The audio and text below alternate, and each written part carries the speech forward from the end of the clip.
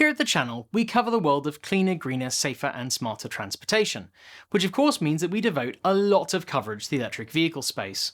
That's an industry which has developed and matured enormously over the 12 years we've been producing content, with some of the vehicles available today being about as far from the EVs on the road when we got started as a Model T Ford is from a modern Ford Mondeo. And it's because of this, frankly awesome state of affairs, that we need to have a little come to the deity of your choice conversation about the realities of the automotive marketplace. Hard truth time.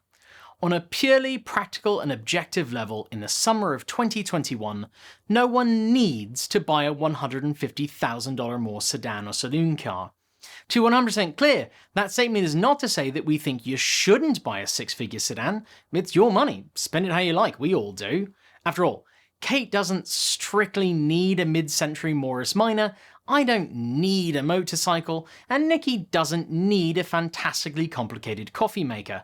But they're all things we've chosen to spend our time and money on because they matter to us and enrich our lives in ways we feel are worthy of the expense. But we, and by we, I mostly mean some of the people commenting on our videos, need to accept that people dropping Model S Plaid, Mercedes EQS, Lucid Air, or Porsche Taycan Turbo S money on a car are fundamentally making emotional decisions.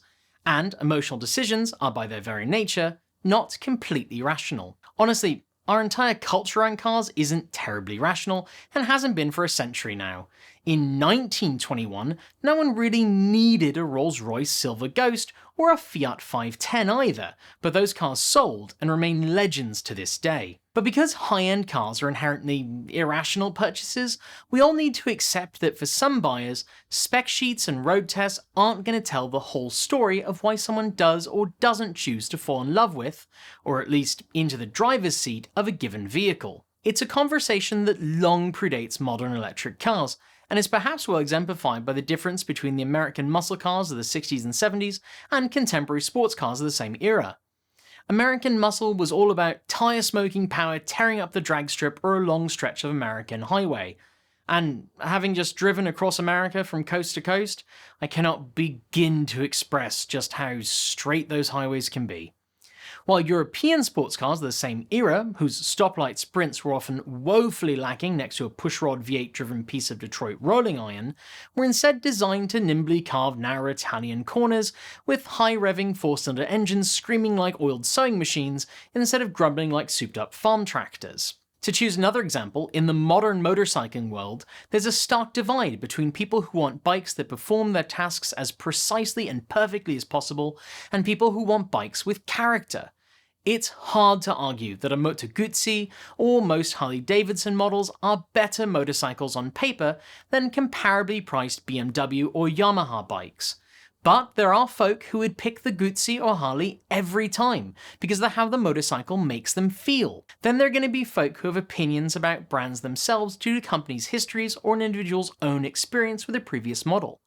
I have absolutely loved my many vintage air-cooled Volkswagens, but after a really troubled ownership experience with a 2007 VW Golf, I'll admit to some reluctance to consider owning an ID series car. And I grew up with friends whose parents would never entertain the idea of owning a Mitsubishi because of the attack on Pearl Harbor. You may think one or both those considerations are ridiculous, but yeah, humans are squishy and irrational a lot of the time. It's at once beautiful and frustrating as hell, but it's part of the human condition. We're not asking you to not have opinions about cars we cover, and we want you to keep sharing those opinions because 1, we like hearing from you, and 2, the algorithm rewards engagement and that's how we keep the lights on.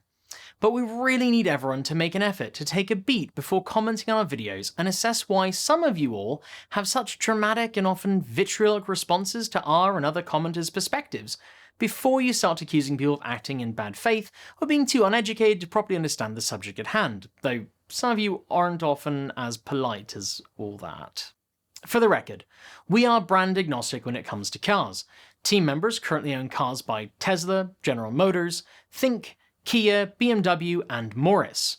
Past ownership histories, especially look beyond EVs, include Honda, Toyota, Nissan, Ford, Renault, Hyundai, Volkswagen, Citroën, Yugo, and plenty others. As we've said dozens of times before, we don't own any stock or invest in any company or industry we cover, because we follow the same standards as any proper outlet. It's part of why we're so clear that we're journalists and not influencers. We're going to keep reporting on the automotive industry and its respective market segments. That's part of what we do here. That's going to mean that we compare and contrast various vehicles, and for some reason that makes many of you quite angry. Seemingly because you seem to feel your brand or car of choice is diminished by the comparison even having occurred.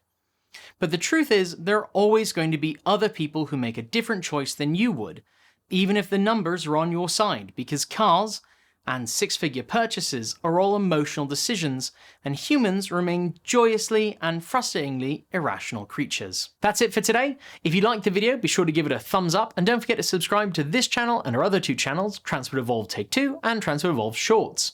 We know that while a fair few of you already are subscribed, many more aren't, so go on, hit the bell and help us out. Let us know below what you thought of this video, and if you're not someone who likes the YouTube's comment section, which is understandable, then why not continue this over on our Discord server? It's free, and we'll leave a link below. Thanks on behalf of the entire T crew go out to the folks on my right for being our $15 to $49 a month patrons. Special thanks to our $50 a month patrons, David Janakula, Andrew Martin, Guido Drahada, Brofy Wolf, Taz on the Gong, Paul Conway, Sean Ueda, Gordon C., Regine Fellows, Anonymous Freak, Jim Burness, Kyle Hodson, Anthony Coates, Laura Sanborn, Rory Litwin, and Denny Hyde.